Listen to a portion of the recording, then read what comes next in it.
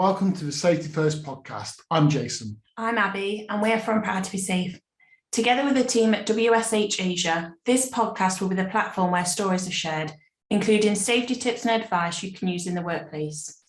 If you know someone who has a story to tell, Safety First is here to help you by giving you a voice. Please get in touch. Safety is our top priority. We all know that mental well-being at the workplace is a focus where it becomes part of the job for most of us. In this episode, we have invited clinical psychologist Ms. Twinkle Lok to share with us on the importance of caring for our mental well-being at the workplace. Hello everybody, and welcome back to part 2 of our episode, this time on mental well-being at the workplace. I know this has been a very hot topic that everybody is listening to, especially with the World Mental Health Day in October that's upcoming. So I hope that this episode will help you. In case you missed our first episode on mental well-being, we have with us today Ms. Twinkle. Twinkle is a clinical psychologist who's currently practicing in private mental health clinics in the Kine Valley. This episode is coming out like 3 months after the first episode, so many of us may have already forgotten what we have talked about. So if you missed our previous episode, please go ahead and watch it at this box right here. You will be able to see it. I will link it right there so you can watch that first and then come here, because we will be addressing a deeper understanding about mental well-being now. In our first episode, we talk about the what and how did it happen. But on episode 2, we want to dive into what can we do as individuals, as employers, as employees, as a colleague. What can we do to better manage mental well-being in the workplace? Let's just jump right into it. Coming from a colleague's point of view, right? If let's say I see my friend, my colleague, have issues with motivation at work, right? So what can I do? Right. Okay. To begin with, I think it's important to recognize that feelings are not permanent, right? And this includes feeling motivated or excited for work, all right? We don't constantly operate on one level. It's very rare for someone to be able to constantly say, yes, I'm a motivated person, and to expect this person to have that same level of motivation throughout their lifetime, throughout the week, even throughout the day, right? Our emotions are in a constant flux. It goes up, it goes down. So that's important to recognize, right? That perhaps at that point in time, or most of us at any point in time, will experience a little drop in motivation. But I think the question really comes in, or I think the time for us to start being a little bit concerned is when we see this being something that's a little bit more constant. For some reason, that colleague of yours always seems to look very demotivated, right? Or this seems to show up a lot more frequently than you'd expect. Like, okay, you see a pattern, right? And that's where we talk about motivation, right? What is it supposed to be? Or what does lack of motivation even mean? I think motivation on its own, it kind of implies this whole feeling of being excited, all right? Being kind of like, okay, I want something done a certain way, I want to do things a certain way, and me really being quite excited about it. And to be demotivated, a lot of times I think what tends to happen is that there's something that gets in the way of this feeling. There's something that gets in the way of you wanting to do your best and kind of go about things in the way you usually do, right? So it's rarely just kind of like out of the blue, like, oh, you know, that people just kind of have that flat plateau of motivation, right? Of course, this is not talking about the ups and downs, but more of that persistent kind of like, okay, this person has been looking quite demotivated for a week or something like that, right? So are you saying that the alarming timing, it's like the week, or because we don't know, like we can see this person being sad for a day and then we become very concerned. Right. That's completely fine. I think there's no all this talk about what is long enough or when it's bad enough is really quite arbitrary, right? That there's no hard and fast rule saying, okay, if you're demotivated for a week, more than a week, and that's when it's a problem. It doesn't quite work that way, right? Even I think in our ups and downs, it could be that you're not motivated today, and maybe it just lasts an hour, but maybe it was because you were drowsy after lunch. There's nothing wrong with that. But when in doubt, I think, always, because we are not judges, even I myself, right? We are not judges of what's normal or what's bad enough, right? The fact is that someone's feeling demotivated right now, right? And I think the best thing to do is just ask. Just kind of reflect what you see. Like, hey, I noticed you're looking a little bit down today. What's up? What's going on? Right? And of course, the person may or may not share, or maybe because they don't feel comfortable, or maybe they just don't know. Some people just don't realize it, right? But just kind of being like, hey, checking in. I see that going on. What's going on? I think would be a great start, right? Kind of bring to that person's awareness that, hey, your friend notices that you're not quite doing so well, whether it really is not doing well or not, right? Someone notices and someone cares enough to ask, right? And having a chat. And if you're lucky enough and the other person is willing enough to actually have a chat about it, right? Then just kind of being supportive, not so much of, offering solutions, but just kind of being there to kind of support and see what else you can do. Yeah, I think it's a very good point that you brought up right there, because if there's a colleague or an employer who notices that this other employee is lacking of motivation, and then they talk to them, I think it's very important if they directly go to them and speak to them about it.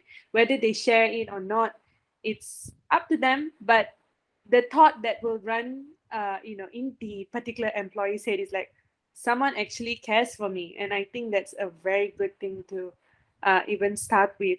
In the previous episode, I talked about my senior who was really upsetting me and drove me crazy for a while. Yeah. I would just like to ask you, if let's say there is someone like that in my workplace. It can be a colleague, it also can be an employer. And if that person constantly upsets me, how should I go about that? I think the first step always is to be compassionate to ourselves first. To provide space to recognize that we've been hurt, affected, okay? And really holding that space and being like, okay, you're not doing so well now. That's all right, before we do anything. Because a lot of times when we have feelings tend to be a signal, right? A signal that some need is not being met. Like anger often comes out when there's an obstacle to something that we want. Sadness is about loss, right? So just kind of recognizing, okay, something's not quite right and I'm not feeling too good about it. And kind of holding a little bit of compassion and space for ourselves to be like, okay, it's all right to be sad, it's all right to be fearful, it's all right to be angry, right? Before we kind of think about the next course of action, right? And of course, I think in your situation or the situation that you've talked about, right, really there's a mismatch in needs and what's being done. What you needed perhaps at the point of time was some support or, things being done a certain way. And it may be that the other party does not realize it. All right. And of course, that's really the part about realization is kind of within our control, because I think you've talked about locus of control. Someone talked about locus of control earlier, about what's within our control and what's not. So I think the first thing that would kind of strike out as within our control is actually having a discussion about this. Kind of having a honest and open discussion with that person, not with the intention of making him realize or her realize that she was wrong, but letting her know, this is how you affect me. I'm not sure if you knew, right? And I'm really talking about this, or having this discussion with the aim of both of us finding better ways to kind of go around this. And usually I think if both parties are able to understand that, okay, this is coming from understanding and hopefully improvement, that gives both parties a avenue to talk things out, see from each other's perspective, because a lot of times we are not mind readers. We don't know what the other person is thinking. Having that out in the open, right, in a calm environment, and it sometimes it helps to have a third party who is perhaps more neutral to kind of be there to facilitate the conversation, All right. And of course, what comes out of the discussion could be good and bad. I know a lot of people, especially I think as Asians, we struggle with confrontation, and having a discussion about this is quite, whoa, it's like, addressing the problem head up. But I think how the situation ends is out of our control. And I think it's always good to consider what we can do about it. And I think, just addressing that feeling, but also having a follow-up, right? What do we do together and see if we can do something about it? That would definitely help. Coming from experience, I had fear to confront the workplace. And I believe that the reason why I didn't see or I didn't feel the need to have such confrontational episodes with my previous workplace, I'm sure some of you in Asia, when you have this sort of toxic workplace and you don't know how to confront it. Why? Because they're superiors, you're afraid to lose your job. And sometimes like you take up all your courage to just go talk one time, right? And after that talk, nothing happened, nothing changes, nothing helped. Maybe it got worse, right? So in that situation, how do we handle it then? I cannot control this anymore, right? So in essence, I should just say it's not my problem, but I'm still in that environment. I'm still working in that environment. I still have to go to office and face them every day. So how can we check on ourselves then when that happens? I think to begin with, replacing the word confrontation with discussion would help a lot. I think a lot of times, especially when we are in such a toxic environment, our fight or flight response is activated already. We are on defense mode, and it's really hard for us to act, I wouldn't say rationally or logically, but it's really hard for us to act from a place of openness, honesty, and really focusing on troubleshooting when we are there. And it goes both ways, right? I believe with the person that you're facing as well, it would be something quite similar. The fact that they were attacking or mean or defensive as well also meant that their walls are up. So in both situations, of course, nothing's going to go through. So I think that's one thing that is important to kind of keep in mind. To not quite see this as a confrontation, rather more of a space to troubleshoot. All right, both sides, not just on one person's side, but also kind of hearing, hey, when you were being mean about it, what was kind of going on there? Was there something that I did? So that's the first. But of course, even, sometimes, no matter how open and honest and supportive we are and how much we try, the discussion just doesn't follow through, or things even get worse, right? And that's hard. I think that's quite discouraging. But I think kind of coming from the mindset of, okay, that didn't work, but my intention of even confronting, despite all the fear that I've got, how uncomfortable it was for me, I did that. I did what was within my control, right? So now that, the outcome is not within our control, but I'm still feeling upset or I'm still being kind of victimized, right? Kind of addressing that need in a different way. So it's like me feeling safe, of being heard or being treated with respect is the need here. And one avenue was to have an open discussion about it, because that was the direct link to that challenges this. That didn't work, take a different pathway. What other ways can I do in the workplace to make me feel safe, feel validated, to feel respected? And it doesn't have to come from the same person.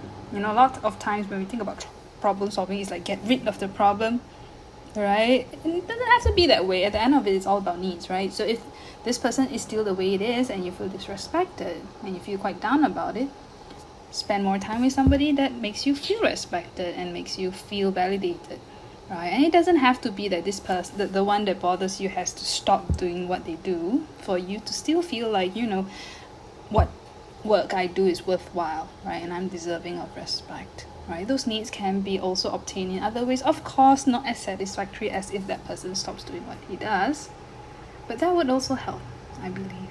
Right, deriving your needs from a different source. Right. As an introvert, it's very difficult for me to reach out to a new person and to give in-depth conversations or exchanges in terms of what we feel, what we think, what our views are, I'm sure there are a lot of introverts in the workplace, right? So feels like we are taking every ounce of courage that we have to just make a new connection. And after doing so, when we have a failed attempt, when we have a failed attempt in making such connections, we will feel very Discouraged. discouraged. And Definitely. so, what are the tips, right, for introverts? How we can go into a conversation, because it doesn't come naturally for us. It takes practice. I think recognizing that it's difficult and it takes up resources is important to begin with, right? Coming from because a lot of us expect ourselves to be able to have conversations flow naturally, to connect just like that, and just recognizing that maybe that's just not the kind of person I am, or that's not my strength, okay? But kind of also going, right, but at the same time, just because I'm such and such sort of person doesn't change the fact that I also need connection. And unfortunately, perhaps this doesn't come as naturally. It does take some effort. So being kind and considerate to yourself with that as well, being like, okay, I'm not so good at this, or this doesn't come easily, but at the same time, I also need this. So with that being said, perhaps me attempting this in ways that I am willing to try. It doesn't have to go full blown into, pouring my heart out to my colleagues and stuff like that. But connection exists in all sorts of forms, doing something together, going for a meal, right? So kind of recognizing that, okay, there is a limit as to how much I can expend at any given time. I may not be as well versed at this right now, but what small things I can do that leads me a little bit closer. Might not go all the way to the end, just a little bit closer, right? And when I get tired, to take a break, that's fine. And then we try again when we feel ready. Ready not in the sense of like, wow, I'm a people person now, but kind of going like, okay, I think I'm willing. Willingness. I'm willing to give this a go again.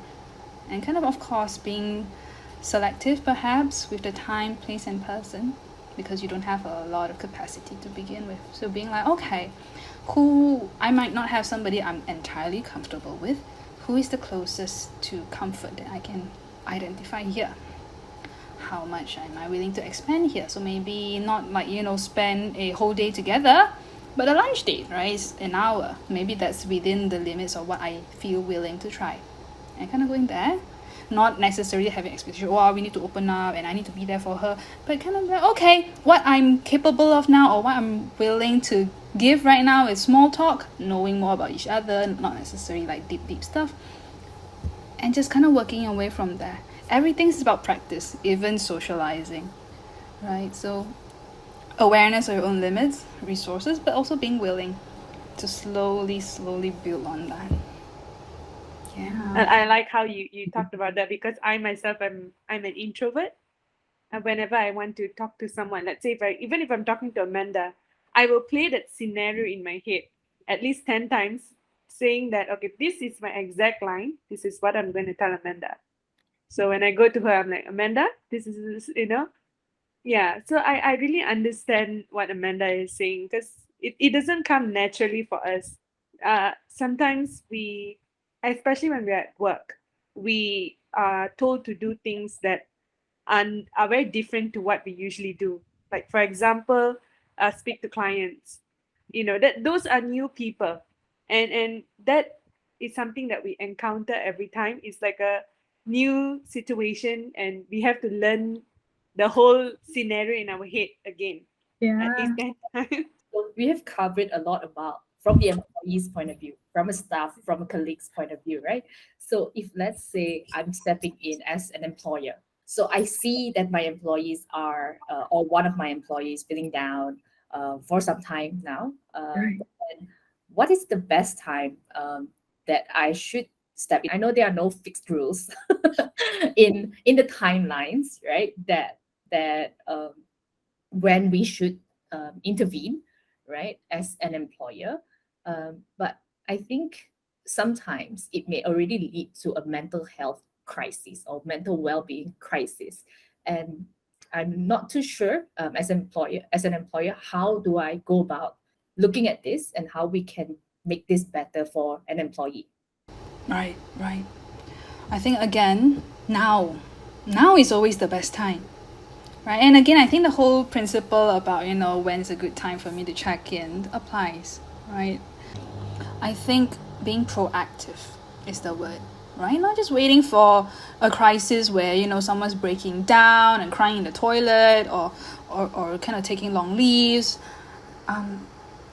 Being proactive, right? Checking in whenever you notice something, or even when you don't notice anything, just kind of going, how are you doing?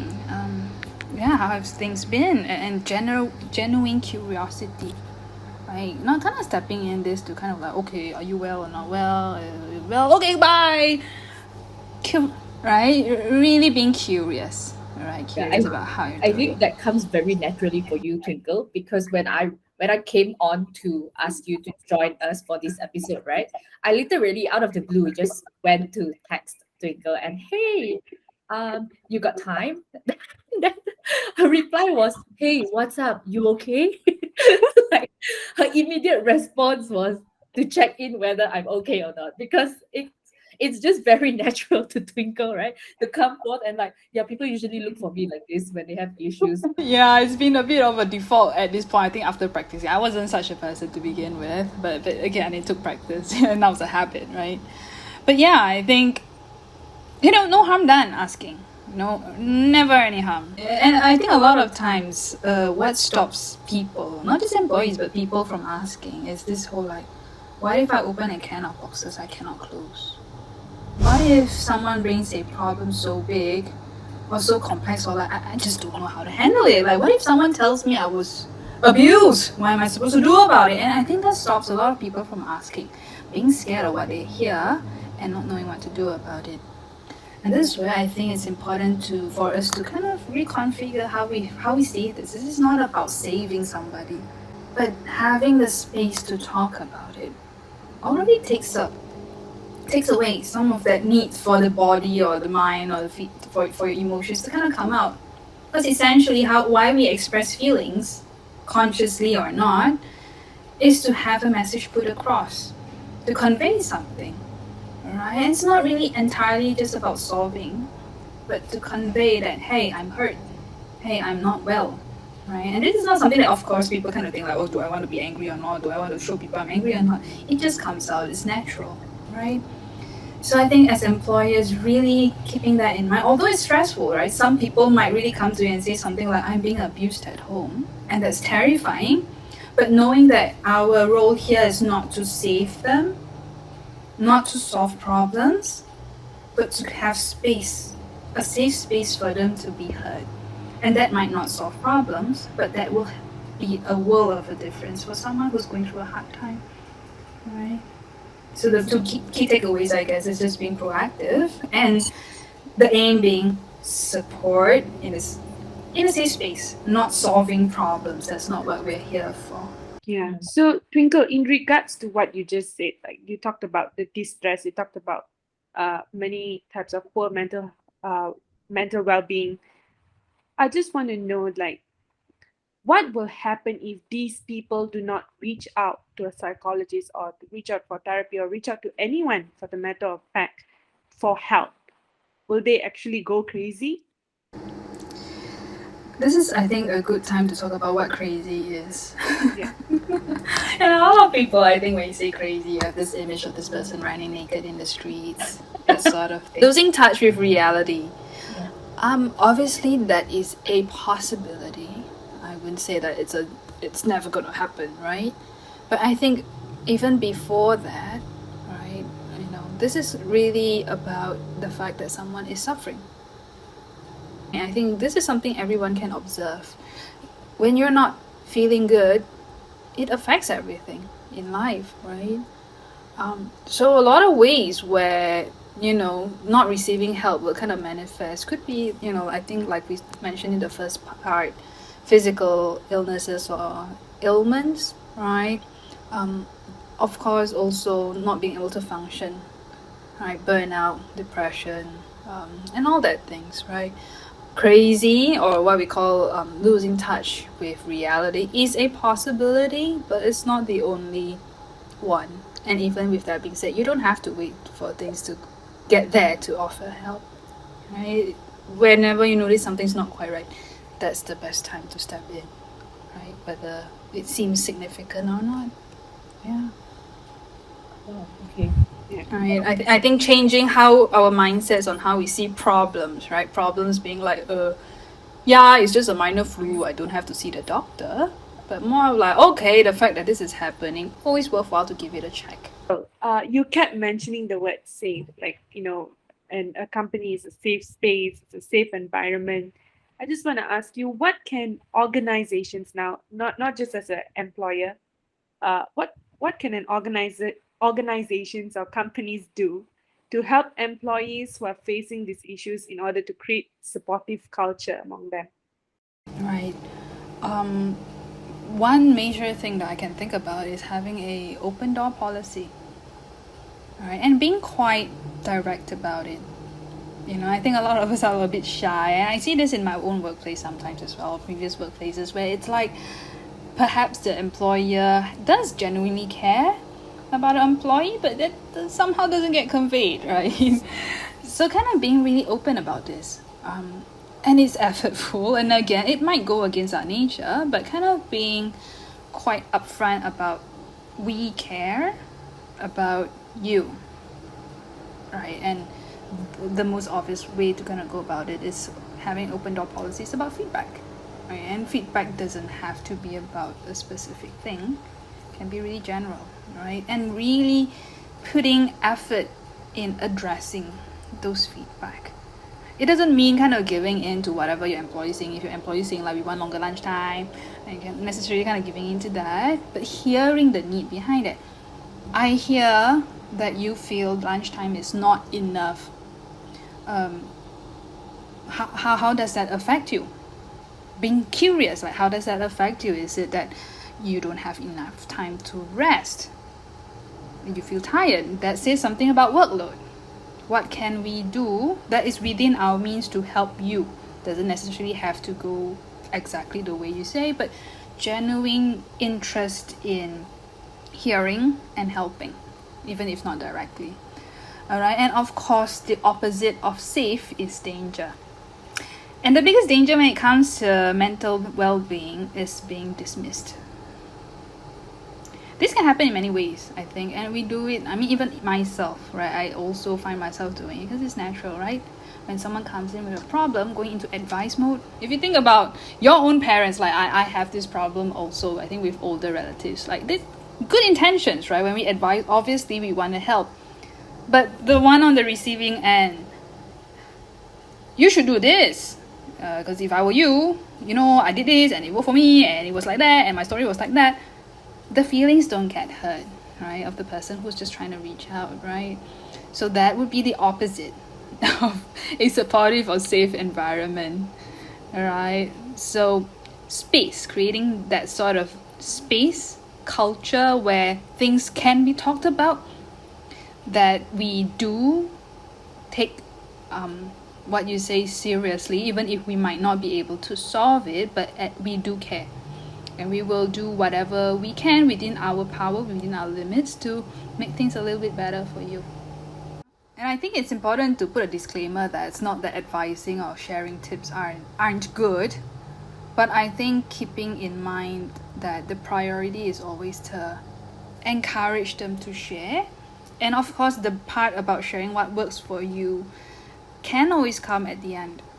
So kind of making sure he or she is heard first, right? Because, if you give them time, maybe they would tell you that they've actually tried and it didn't work. And then obviously you don't come in with your opinions at that point, right? But really hearing first. And again, nothing wrong with advising or giving tips, but that's not the priority. So that can always happen at the end, later. Listen first. Yeah. I mean, at the end of the day, we're not just colleagues. We are more than that. We're family. We connect with each other in many different levels. So by doing this, I think it's more productive in terms of for us personally and also as colleagues. Yeah. So yeah, with that in mind, I would like to take this time to really thank Twinkle for joining us in this part 2 episode. What's the last thing you have to tell us before we say goodbye to you in this episode? This is, I think, a summary of what my career has taught me, right? And I think there's multiple research out there, so feel free to go look it up. It's not just me. Therapy, or a lot of research on why therapy works. What's great about therapy? How does that help people?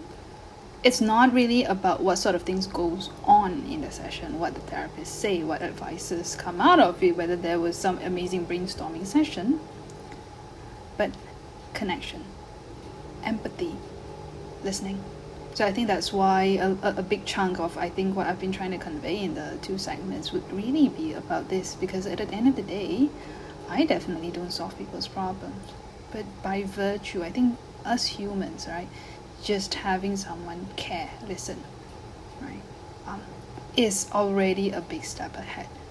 So if all these 2 long segments you didn't catch anything, main takeaway, listen.